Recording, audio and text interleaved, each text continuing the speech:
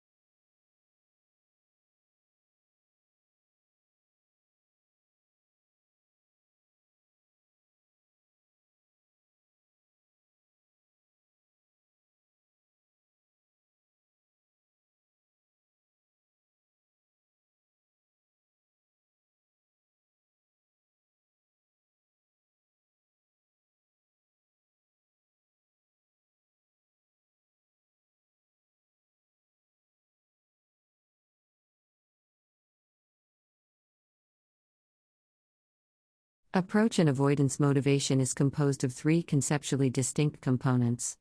Approach indicates a propensity to move toward, or maintain contact with, a desired stimulus, such as vocational plans.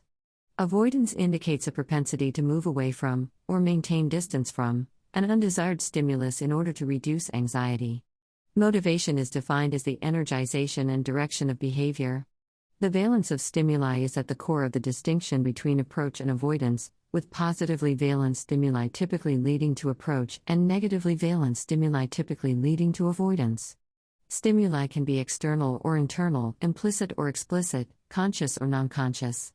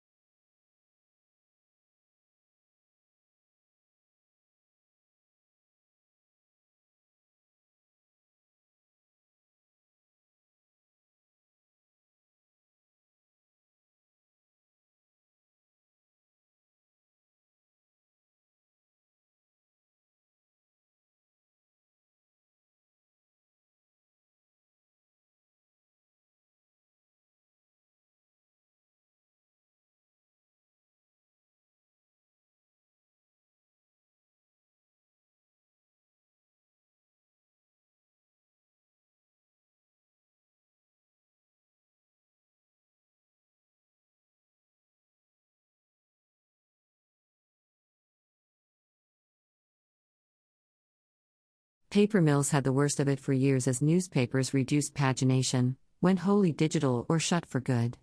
The papers were able to hammer down the cost of newsprint from firms fighting for business as demand declined. Price-taking paper mills suffered in silence. Many hesitated to shut massive machines costing hundreds of millions of dollars. That hesitance has disappeared. Mills are taking out newsprint capacity and diversifying. Norske Skog, a Norwegian pulp and paper firm, said in June it would close its 66-year-old Tasman mill in New Zealand, for example. Many mills are converting machines to make packaging for e-commerce. UPM, a Finnish firm, announced this year the sale of its Shotton newsprint mill in Wales to a Turkish maker of containerboard and packaging. For JCS Volga, a Russian mill, newsprint used to account for 70% of production. Now half of what it makes is packaging.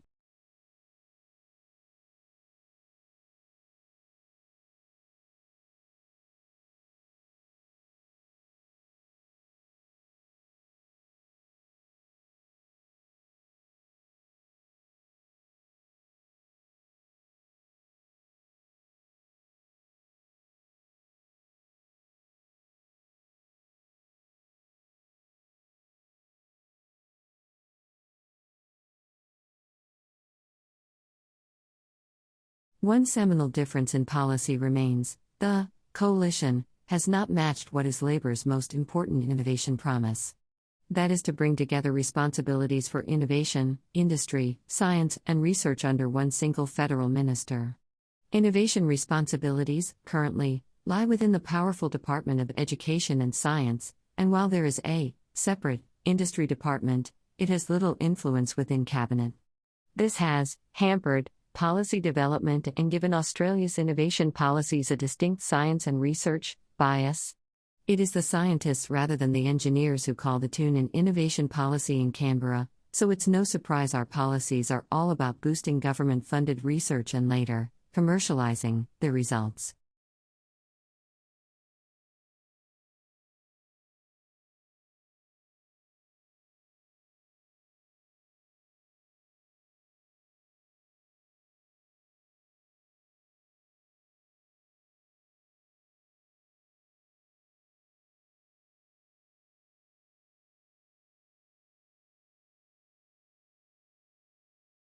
Life in the UK 2012 provides a unique overview of well-being in the UK today.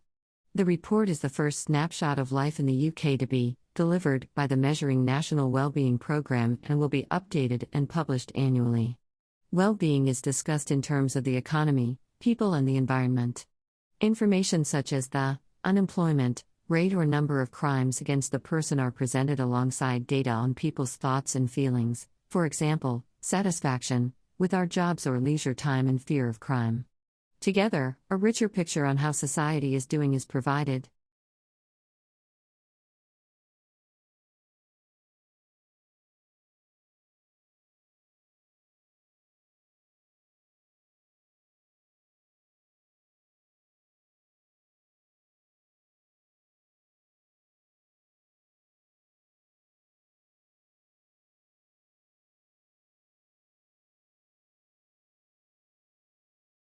All around the world, significant parts of our cultural heritage are threatened by pollution, neglect, carelessness, and greed.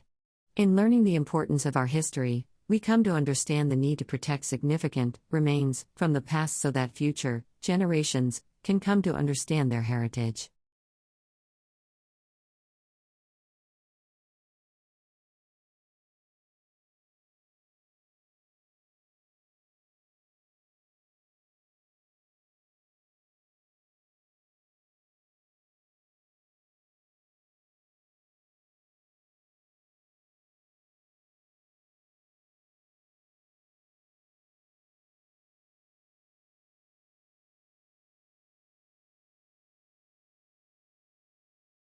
Inside Japan's corporations, the culture emphasizes the success of a company as a whole to be more important than a single individual, which might explain why one study found that 63% of Japanese felt guilty for taking paid leave.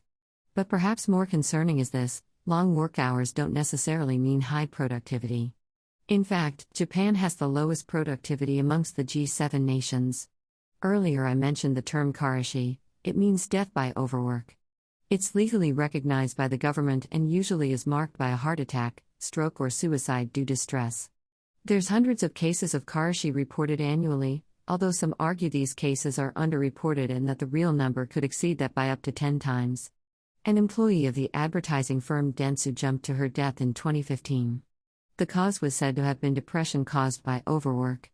The case generated widespread attention and renewed calls to change the long working hours and illegal unpaid overtime highly common in Japan.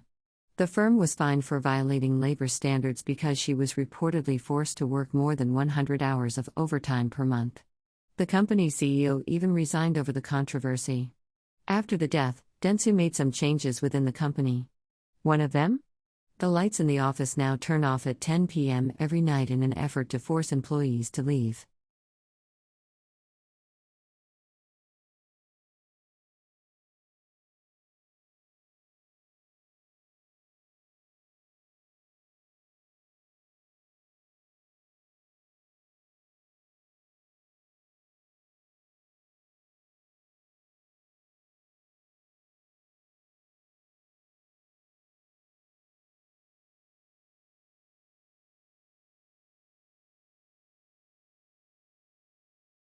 Since 1852, every U.S. president has been a member of one of the country's two major political parties, the Republican Party or the Democratic Party. Democrats generally support higher taxes, so they can fund more government programs. Republicans generally prefer lower taxes and smaller government. These two parties tend to reflect relatively moderate political views. But there are several other smaller parties on the fringes, including the Libertarian, Constitution, Socialist or Green parties. Or you can just be an independent not affiliated with any party. Third parties are not that big. But they can have a major influence on presidential elections, by taking away votes from the two major party candidates, which in some years can be a deciding factor in the race to become president.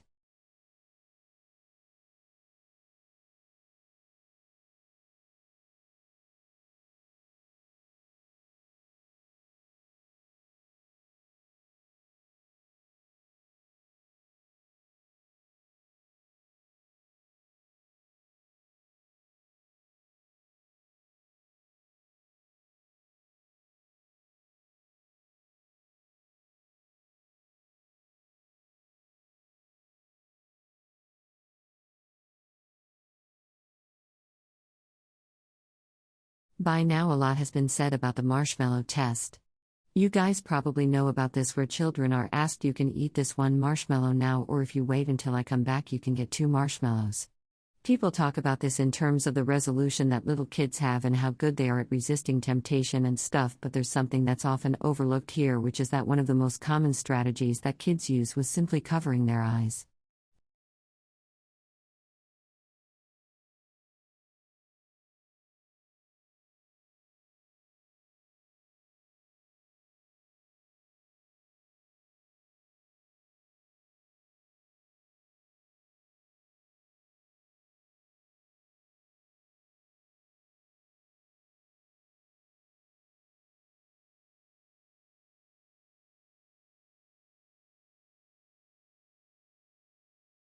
Relationship between the fault lines in the Earth's crust and an earthquake.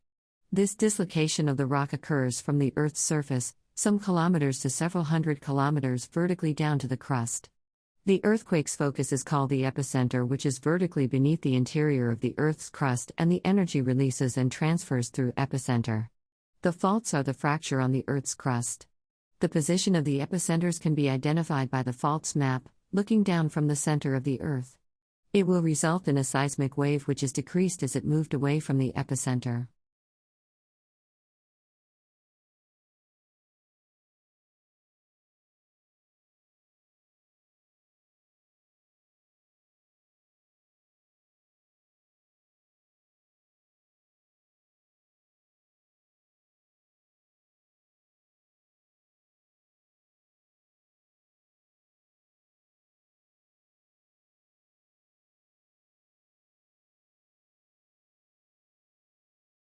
The impact on young Australians who are interested in buying a home of their own has been very significant. Australia's housing affordability now shapes the typical housing cycle, or housing career as some people call it. Most Australians in the normal course of events are people who move through the housing cycle in a way that matches the stages of life that they're at. So, they move out of the family home in their late teens or early 20s as they gain their independence from their families, then they rent to save for a home they can afford as either a group or maybe a couple. And maybe they can upgrade it when they have a family in their middle age, they are more than likely to have paid off their mortgage. And that means they have housing security in their old age. That's no longer the typical housing cycle for Australians. Young people generally live at home for much longer than they once did. They generally rent for longer and they're more likely to be saddled with a mortgage not just into their middle age but more often than not into their retirement as well.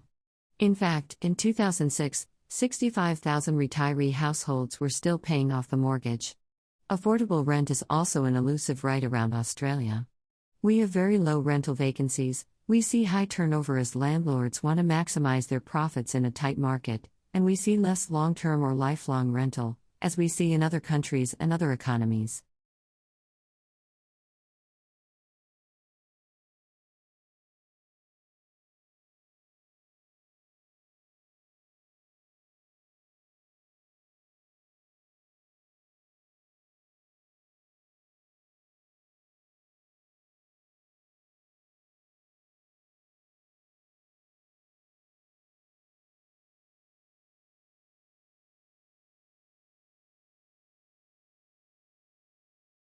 At the top, you would have a king. Now the king would rule over a kingdom. Now, this is not so easy to govern, especially during the Middle Ages. And the king might owe many people, things, especially people who helped the king come to power, helped him dispose of the previous king or to conquer this land. And so in exchange for that and to help govern, he might grant land or feasts to other people. And the key currency in the Middle Ages under the feudal system, island. And land in exchange for loyalty and service. So this whole thing is a kingdom. Now right over here, this is a duchy. And a duchy will be controlled by a duke. I guess I didn't call it duchy because that just doesn't sound as serious. So the king might grant a duchy to a duke, and in exchange, the duke would provide loyalty, pledge their fealty. If the kingdom is threatened, the duke will fight alongside. The king would provide their own troops if the king wants to go conquer other territories, same thing, and also provide the king with taxes, which might be in the form of coinage depending on what time and region we are in the Middle Ages, or it might be in the form of a percentage of the agricultural production from this duchy.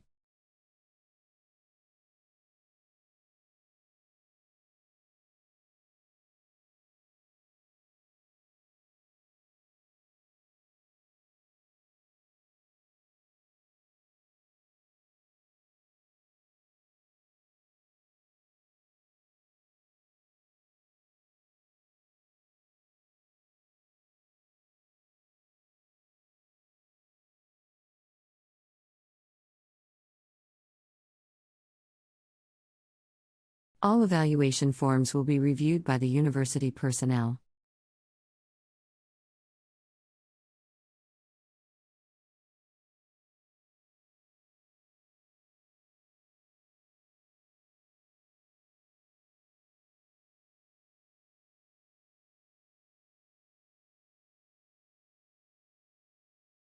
Teaching assistants will receive a monthly stipend for housing.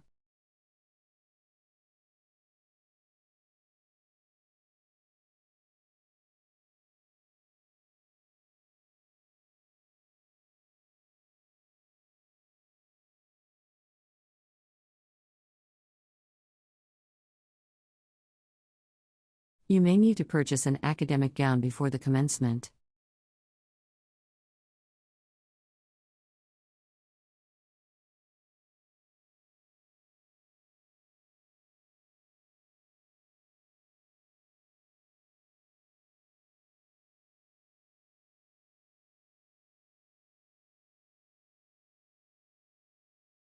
Art is an expression of creative skill and imagination.